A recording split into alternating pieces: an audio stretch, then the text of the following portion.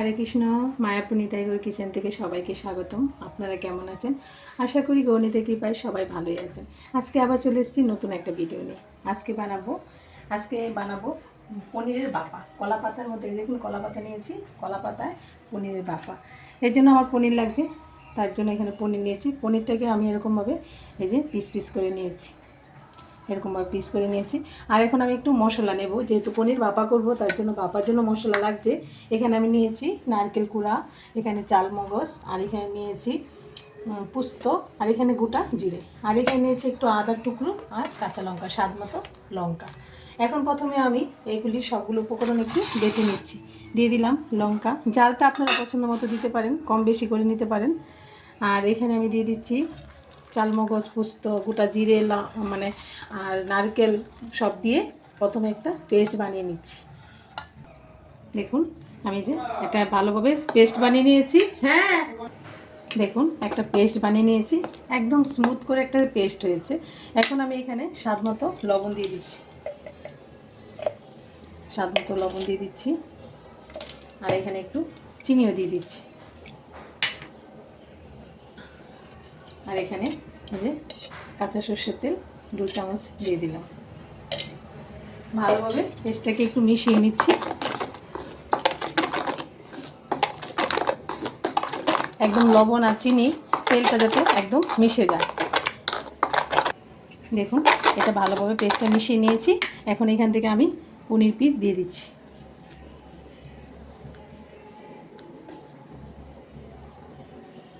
ভালোভাবে পনিরগুলি একটু মিশিয়ে নিচ্ছি, একদম হালকা হাতে, কারণ পনিরটা নরম থাকে তো, তাহলে আমি যদি বেশি জুড়ে জুড়ে করি তাহলে পনিরটাও ভেঙে যাবে। তার জন্য একদম হালকা হাতে আমি পনিরটাকে একটু উল্টে পাল্টে একটু জাস্ট মানে বাটারের সাথে মিশিয়ে নিয়েছি।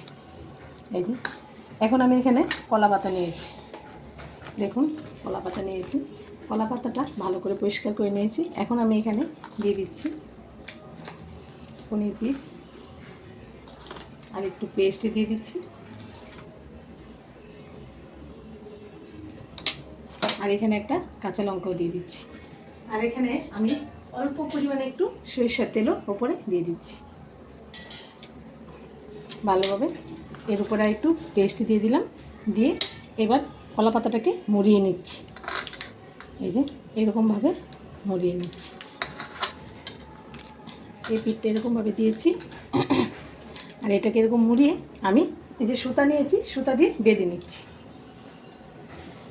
পিস পনির দিয়ে দিলাম, এখানে একটা গোটা কাঁচা লঙ্কাও দিয়ে দিলাম, আর এখানে অল্প পরিমাণে একটু তেল দিয়ে দিচ্ছি। এখন ভালোভাবে মুড়িয়ে নিয়েছি।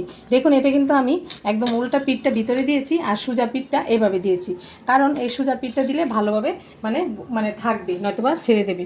এটা আবার সেমভাবে সুতা দিয়ে একটু হালকা করে একটু করে নিচ্ছি, কেটে নিচ্ছি। এরকমভাবে আমি সবগুলো পনির ভাপা বানিয়ে নিচ্ছি। পাতা মোড়ানো হয়ে গেছে, আর কত সুন্দর লাগছে কলা পাতার মধ্যে পনির, আর এই খুব সুন্দর ফ্লেভারটা খুব সুন্দর আসে। আর এখানে আমি একটা ফ্রাই প্যান বসিয়ে দিয়েছি, এর মধ্যে একটু 1 চামচ সর্ষের তেল দিয়ে একটু কড়াইটা গরম করে নিয়েছি, যাতে করে সর্ষের তেলের গন্ধটা আসে। এখন আমি এক এক করে দিয়ে দিচ্ছি। এটা আপনারা চাইলে একটু মেকার বাপের যে মেকার বা মোমো মেকার বা বাপ দেওয়ার জন্য কড়াইয়ের মধ্যে জল দিয়ে ওরকমভাবেও করতে পারেন, আর এরকমভাবেও করা যায়। এখানে আমি দিয়ে দিচ্ছি। এখন আমি ঢাকা দিয়ে কিছুক্ষণ এটা ঢেকে রেখে দেবো। দেখুন ঢাকনাটা খুলে দিচ্ছি, আর আমি আস্তে করে একটু উল্টে দিচ্ছি, ওই পিঠটা ভালোভাবে যাতে হয়। এই যে উল্টে দিচ্ছি। দেখুন এদিকে পাতাটা একটু হয়ে গেছে।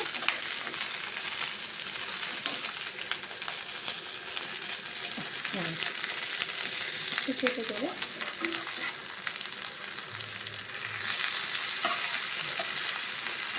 আবারও আমি ঢাকা দিয়ে রাখছি, একদম চিনে দিয়ে কম আঁচে একদম 2-3 মিনিট ঢাকা দিয়ে রাখবো। দেখুন এই যে ঢাকনাটা খুলে দিলাম, একদম সুন্দর হয়ে আছে, একদম ভাপা হয়ে গেছে। এখন আমি নামিয়ে দিচ্ছি। এই যে আমি একটা খুলে দেখিয়ে দিচ্ছি আপনাদের।